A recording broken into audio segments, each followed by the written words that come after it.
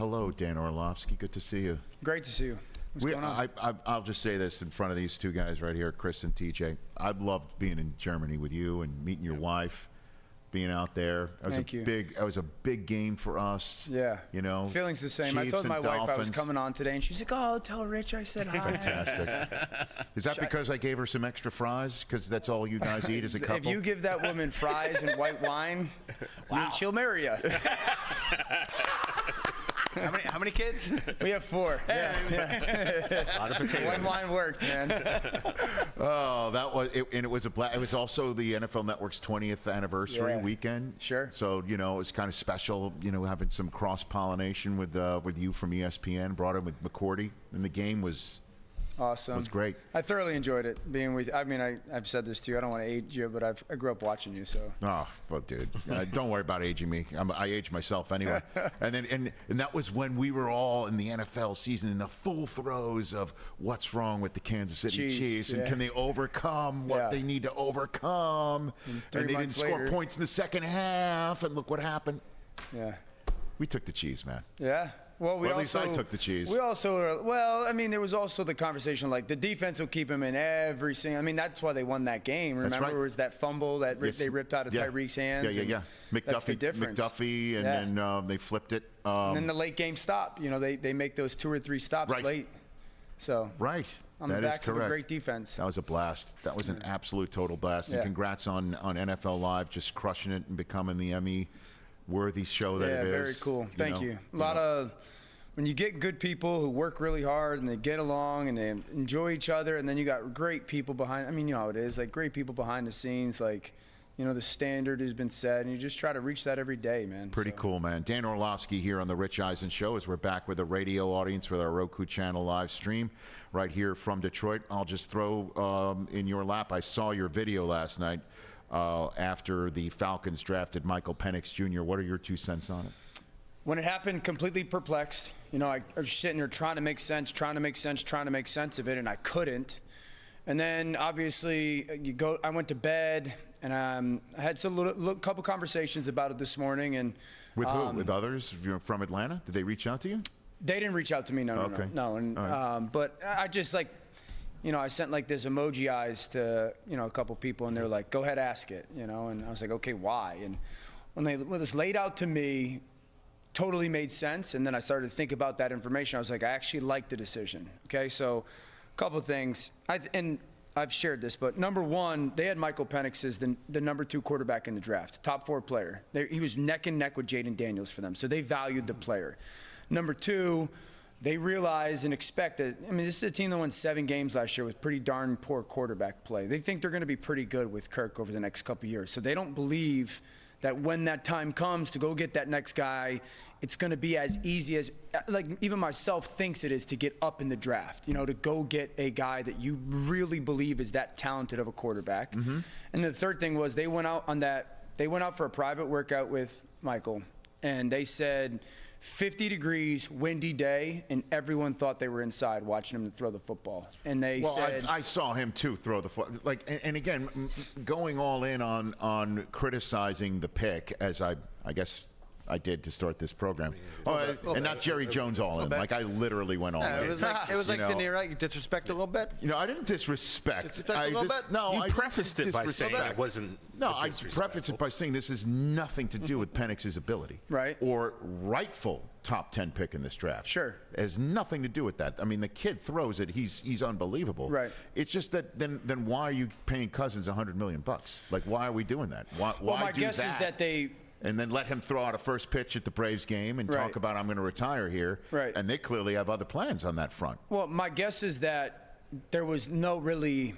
This is part of how the NFL calendar works. Like free agency, teams go from the season to free agency, right? And I would imagine. And so like free agency happens, we have to figure out the quarterback situation. Who do we go after? All right, so we're going to go and sign Kirk Cousins. And then you transition to the draft. Again, I've never built a team, but this is my assumption of the chronological order of how it goes. And then you start to do your due diligence on these prospects, and you get this quarterback, and you're like, man, we're kind of intrigued with them. We pick 8, and then you have this workout, and he throws the ball as good as anybody but Matthew Stafford, in their words, as far as people that have been around a guy like that. And you sit there, and I'm Rich, if we think about the three most important people in the conversation, okay, the owner has been searching for the quarterback since Matt Ryan left, or Matt Ryan retired. So then you're sitting there as the owner going, I don't want to be in this anymore. And then the head coach, Raheem Morris, just was a part of the Rams and going, okay, if you don't have a quarterback, like you can't win. And the general manager, Terry Fontenot, was in New Orleans when they didn't have the plan for what they were going to do post Drew Brees, and they were miring in like, what's the guy, who's the guy next? So I think like the vision of looking forward, I understand, I do. I see both parts of the argument and the conversation, but when someone sits there and says, like, this guy we thought so highly of that if we were at 2, Jayden Daniels goes at 2, like we thought they were that same type of quarterback.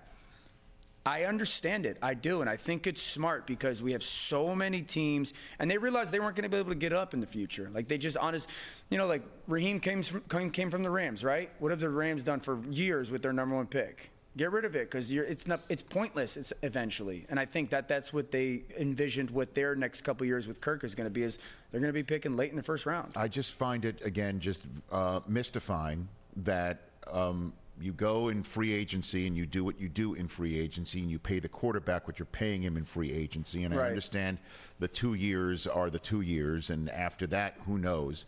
And the hoopla is so significant. He talks about I'm going to retire here. And the entire time he's talking about retiring here and throwing out a pitch at the Braves game, they're pounding the pavement on his replacement. Yeah. And that is a wild way to build a team and try and win now for the team that is set to win now. And that's a locker room is going to have to deal with it. And obviously Raheem Morris, that's what he can do. And he's outstanding at dealing with personalities and figuring all that out. It's just a weird way of going into the 2 seasons of saying, hey, we're all in on you. We need you to win right now. We'd love to win right now. We think we can win right now. But the clock's ticking. But isn't that always how it is when this situation presents itself? It's always weird. Like when they took Aaron and had Brett, it was weird. And then when they took Jordan and had Aaron, it was weird. When they took Patrick and had Alex, it was kind of weird. They were just coming off of a playoff run. I believe Buffalo had went to the playoffs with Tyrod Taylor when they took Josh. So that was a little, maybe not as weird, and the money I understand is different. I think that philosophically, hearing, I guess, the thought process and the vision of it all, I understand why Atlanta did what it did. And we can also pretty comfortably say they don't have to worry or think about quarterback until like 2030. I hear you. And I guess what you're saying is the awkwardness of the 2-3 year period of the I guess, overlap is nothing compared to the 10 years of championship bliss that the Packers are hoping that they're entering right now with Jordan Love. Right. The Bills, we're not talking about the awkwardness between Tyrod Taylor and Josh Allen whatsoever. Right. I hear you. I'm shocked by it, and I'm still just head scratching over it. But I'm appreciative of you, I guess, giving us your sort of journey on the subject matter here, Dan Orlovsky, on the Rich Eisen Show.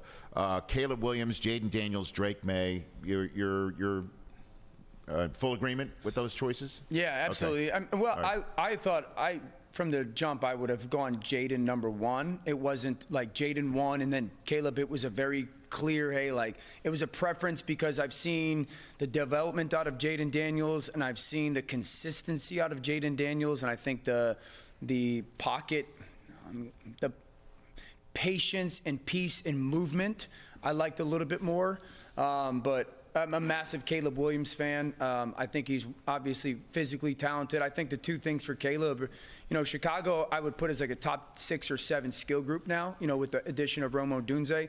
Is Caleb going to be willing to constantly hit singles? He's going to have to go on that journey. My guess would be yes, because of the maturity and the awareness.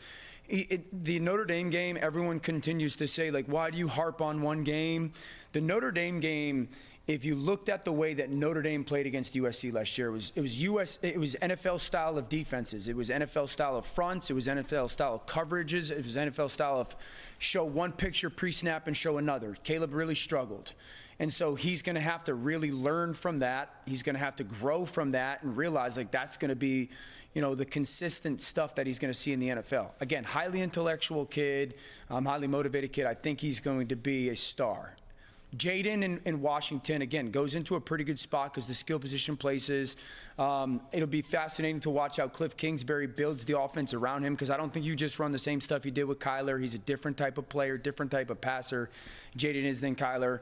And then Drake, it was the place that I felt most comfortable for Drake Maye to go. Why? New England has no business trying to win right now. And because Jacoby Brissett is there, there's no rush to get Drake Maye on the field. He's an unbelievable physical talent. If you put a kid who's physically talented but mechanically flawed out there too early, you ruin them, more than likely, especially in New England, where worst pass protecting offensive line in the NFL last year. Their leading rusher ran for 640. Their leading receiver had 560. You're going to die as a rookie quarterback in New England, unless you're like out of this world. And I don't think Drake is there just yet. And I think if New England stays patient and allows him to sit and grow and develop get through the flaw and work on the flaw so it's no longer the talking point, New England's a really good place for him in 2025, 2026. Fair to say JJ McCarthy wound up in the perfect spot? I think you can make the case that JJ McCarthy is in the best spot we've seen a rookie quarterback go in offensive-wise in a long time. And I just said this about Caleb. I think Caleb goes into the best overall situation for number one quarterback, but you're talking about a guy that, one, is going to play in a scheme that always props quarterbacks up. It just does. It makes them play greater than their physical talent. Two, that scheme is married with a play caller that I think Kevin O'Connell's got himself into the conversation for one of the top 6, 7 play callers we have in the NFL. And then Justin Jefferson and Addison and Hawkinson and Aaron Jones and a top 8 offensive line. That's so rare for a rookie quarterback to go into. And, when you look at what JJ does best, he's phenomenal in the play-action pass game. He was top, I think, 8 or 9 in all the play-action pass stuff in college football last year. Minnesota ran it at the 3rd most in the NFL last year. So just taking players really good at this, team wants to do this, bang. It's a tremendous place. I've said this, Rich. I think after last night, I would go neck and neck. Favorite for Offensive Rookie of the Year would be JJ or Caleb. Really? You put J.J. McCarthy in that conversation? Yeah. I think it's that good of a place, and I think he is physically a much better player than people expect. I'm not going to get any argument from – you're not going to get any argument from me on that front. 6 quarterbacks taken in the first 12 picks. The number of those 6 that are going to start this fall would be what? Your best guess. Start meaningful games? Start meaningful games. Okay. Aren't all games meaningful? I mean, no, it's like in the NFL. Yeah, every rep is sacred. Consequential games, maybe. So I think that the top 2 start pretty quickly. If not day one, I'd be surprised if both Caleb and Jayden don't. I think JJ McCarthy's got a really good chance to be their starter week 1. Even though I love Sam Darnold, I just think JJ is going to have a really good chance to. JJ's going to play this year.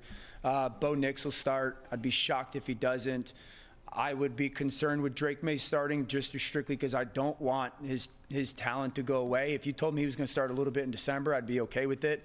I don't think Michael Penix starts this year unless Kirk, for some reason, has an issue with his rehab and the injury, and I don't anticipate that. Which is, again, the head scratcher because he's one. Could you say he's the most pro-ready? You could make an argument. Yeah, you can make the argument. You can make the in terms of processing, the way he throws the ball. I mean, and. But I never get into pro-ready. I never understand that. Like who cares if you're that pro-ready? Who's going to be really good for 10 years? I think is like the more important thing. Sure. But you just pointed out with Drake Maye, it's important how you're birthed into the league to make sure you get to those 10 years. Totally. Because you can get screwed up. Totally. That's So I guess that's the whole equation. So you'll go, what, 4 out of the 6? Yeah. Start a consequential game. Yeah, like meaningful games for sure, yes. And then Drake maybe at the back end of the year is very similar to what happened, with Patrick's first year. Okay. Obviously Jordan played, but that was because of injury more. Was it COVID? I think it was a COVID situation. Yeah. Yep. But I that would be the one that I would sit there and just be like, I don't want to ruin this young man. Brother, thanks for coming on, man. Pleasure, always. Catch the Rich Eisen Show every single day on the Roku channel, 12 to 3 Eastern, for free.